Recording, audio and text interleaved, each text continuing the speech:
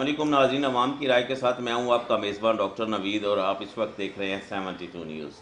आइए आपकी मुलाकात करवाते हैं हाजी अब्दुल मजीद साहब के साथ, जो कि चीफ़ एग्जेक्टिव हैं दुआ राइस मिल के, और इनसे मिलते हैं। और सबसे पहले इनसे ये पूछते हैं कि इस वक्त राइस मिल्स जो यहाँ पे चला रहे हैं, इस हवाले से ख़ास तौर पे इनको किन मसाइल से दो चार होना पड़ रहा है, और ख़ास तौर पे महंगाई का तनासब बहुत ज़्यादा हो गया है बिजली की लोड शेडिंग के हवाले से, और ख़ास तौर पे बिजली महंगी इतनी कर दी गई है कि आम आदमी के बस से बाहर होता जा रहा है, और ऊपर से लोड शेडिंग है। लोड शेडिंग की वजह से इंडस्ट्री जो है ना वो नहीं चल सकती, और ख़ास तौर पे राइस जो है वो एक्सपोर्ट होता है, और एक्सपोर्टर हजरात भी इनसे ज़्यादती कर रहे हैं, जो कि मैंने इस वक्त लेटेस्ट पोजीशन ली है, क्योंकि छोटे एक्सपोर्टर जो थे वो भाग गए थे। अब बड़े एक्सपोर्टर बैठे हैं, जो कि ना इस वक्त इनकी काट वगैरह का मामला जो है ना वो चल रहे हैं।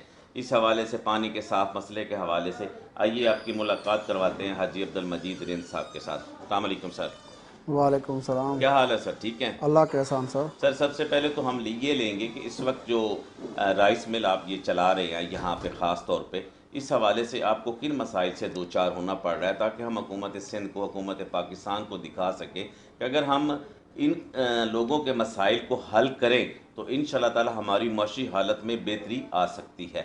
पहले तो मसाले दर के हैं, बड़े जो मसाले हैं वो हैं बिजली के। बिजली जो है दिन को ऐसे समझो कि तकरीबन जो है 12 घंटे में 3 घंटे मुश्किल से चलती है।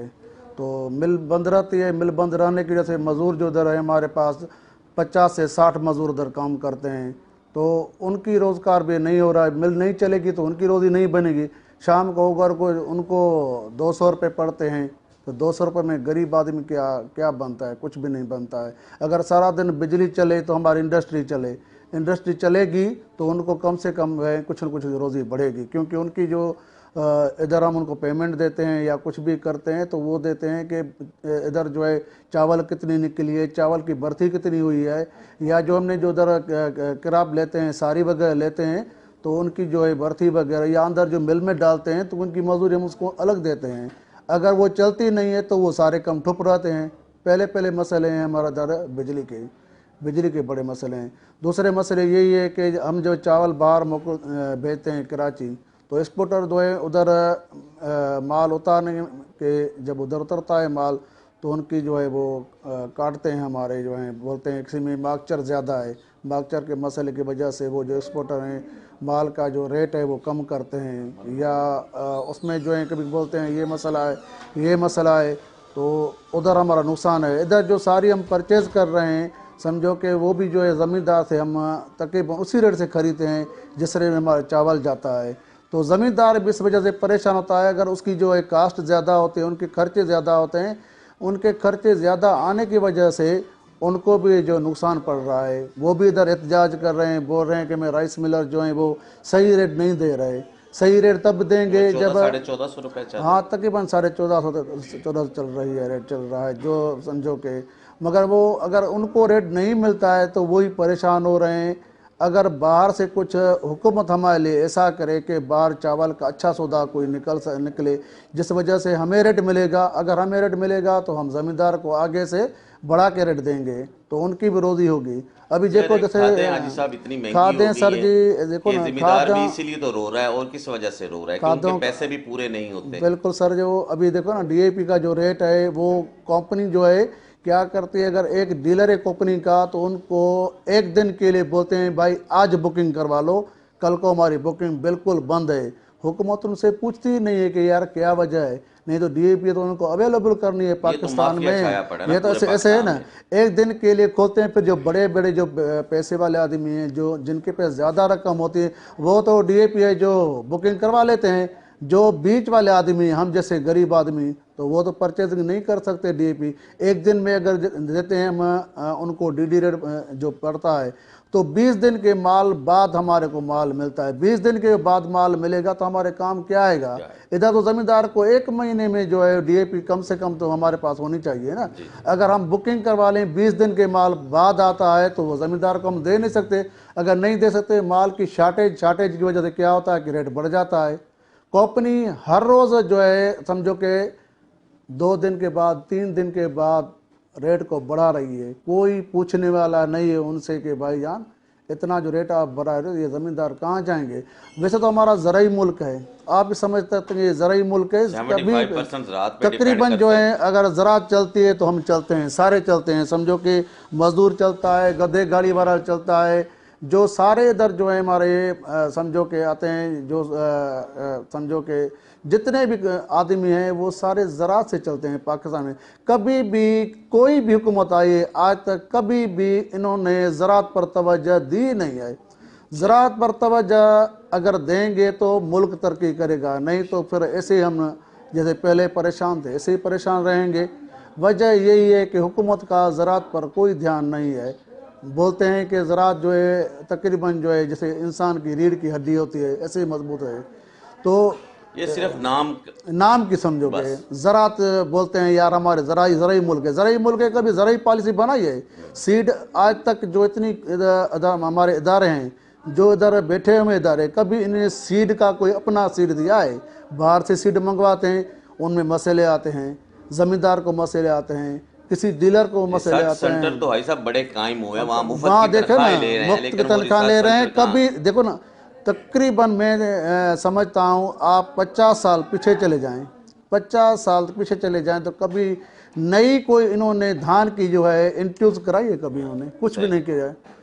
तो ये क्या कर रहे हैं? ये उधर जो ले रहे हैं पगारें ले रहे हैं, या तो इंडस्ट्री पर जो खर्चा कर रहे हैं, जो अपनी बनाई हुई सीड के कितनी जो है इधर हमारे देखो डोकरी फार्म है, जैसे लाड़काना के नज़दीक है वो वेज रिचर्स फार्म जो है, उन्होंने कभी कोई सीड बनाया, कभी किसी को दिया है गरीब को ये सीड बना, वो हमें परचेजिंग में भी कम पड़ेगा, रेट में भी, तो ज़मींदार के लिए अच्छा ही होगा ना। इंडिया और पाकिस्तान भाई साहब एक ही दिन आज़ाद हुआ है और इंडिया हमसे बहुत आगे निकल गया। अभी देखो वहाँ से भिंडी का बीज आ रहा है, इसका जो है टमाटर का बीज आ रहा है इंडिया से, वो हमसे कहीं बेहतर है पाकिस्तान का बीज कोई वैसा नहीं है। वैसे तो मैं फर्टिलाइज़र का मेरे को दर शाप भी अपना है, मेरे को पता है सब सारी चीज़ों का, कोई बीज नहीं है पाकिस्तान का को ज़मींदार उनको चीज़ को खरीद सके, आराम तसली करके आई मैं पाकिस्तान की चीज़ खरीद कर रहा हूँ, कल को मेरे को ये मुनाफे देंगे। भाई साहब इसराइल ने रेगिस्तान जैसे जगह पे सब्जियां फल उगा ली, उन्होंने ऐसी नई टेक्नोलॉजी ली।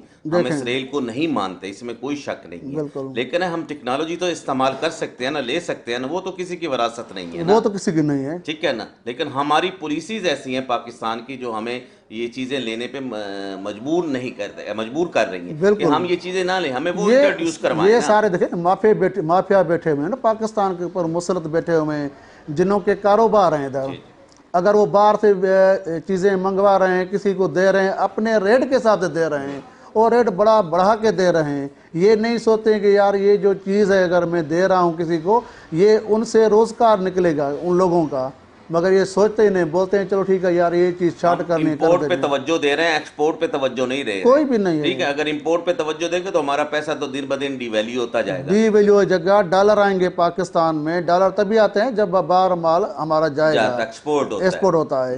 एक्सपोर्ट तो है ही नहीं, बिल्कुल नहीं। कॉटन की बैठ गई भाई साहब, सारी 50% बैठ गई। अब राइस का भी राइस का अगले साल आप देखें ना, राइस मिलर जो भी थे उनको रेट इतना पहले ज़्यादा था चावल का, ऐसे पता चला कि चावल का रेट नीचे डाउन हो गया।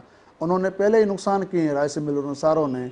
इस साल भी यही पोजीशन लग रही है कि कोई सौदा बाहर पाकिस्तान हुकूमत ने अभी तक कोई भी सौदा बाहर नहीं किया है, बाहर चावल नहीं जा रही।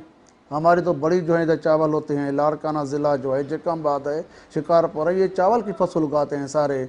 अगर इनका माल नहीं बिकेगा ज़्यादा रेट में तो लाजमी है ये ज़मींदार को जो है टच करेगा जाके, ज़मींदार और किसान तो पहले ही मर गया है। किसान की ऐसी हालत है, हम इधर बैठे हुए देखते हैं ना, राइस मिल पर जो उनका हिसाब करते हैं, पता है कि उनके परचेजिंग कितनी की है, उनका खर्चा कितना है और इसको क्या पड़ता है, उनको हम जो पेमेंट देते हैं वो सारा हिसाब करते हैं कि उसको कुछ भी नहीं बचता। तो ऐसे तो गरीब तो सारे मर जाएंगे। कोई पॉलिसी हुकूमत की नहीं है। हुकूमत क्या मैसेज कन्वे करना चाहते हैं इस बारे में? ये सारी बातें तो भाई साहब डिस्कस हो गई। हुकूमत के कौन सी ऐसी पॉलिसी बनाए ताकि हमारी ये जो इंडस्ट्री है ये ऊपर की तरफ आए और पाकिस्तान की मौशी हालत में बेहतरी आए? हम तो यही मैसेज दे रहे हैं हुकूमत को, हुकूमत जो भी आए ऐसा काम करे, ज़राई जो है शोबा इस पे तवज्जो नहीं। वैसे ही बोल रहे हैं खुद ही कि यार हमारा जो है ज़राई मुल्क है, तो चलो ठीक है, जो आप मान भी रहे हो जिस बात को, उसको आगे कैसे चलाना है اس کے لیے کوئی اچھی پالیسی بنائے. اچھی پالیسی جیسے کہ سارے جو ہیں اس میں جو آتے ہیں جیسے بھی لوگ آ رہے ہیں اس میں وہ سارے جو ہیں ساروں کا روزگار بھی اچھا ہو اور اپنا سیٹ بنانا چاہیے ان لوگوں کو. جب تک یہ اپنا سیٹ نہیں بنائیں گے نا ملک میں تو ہم باہر کے لیے پریشان ہو جائیں گے. باہر سے چیزیں منگواتے ہیں وہ ہمیں مہنگی پڑتے ہیں, ڈالر کے حساب سے پڑ رہی ہیں نا. میں تو ڈالر کا دیکھو بھی کیا ویلیو ہو گیا ہے, 179 روپے کا ہو گیا ہے ڈالر. ابھی دیکھو اگر باہر چیز آئے گی تو وہ مہنگی پڑے گی ہمیں نا ڈالر کے ساتھ ہے. تو ان کی ایسی پالیسی بنانی چاہیے کہ کم سے کم جو ہے ادھر اپنا بیج بناؤ. اپنا بیج بنانے سے ہمارا کسان بھی خوشحال ہوگا, زمیندار بھی خوشحال ہوگا اور ساری انڈسٹری چلیں گی ادھر پھر.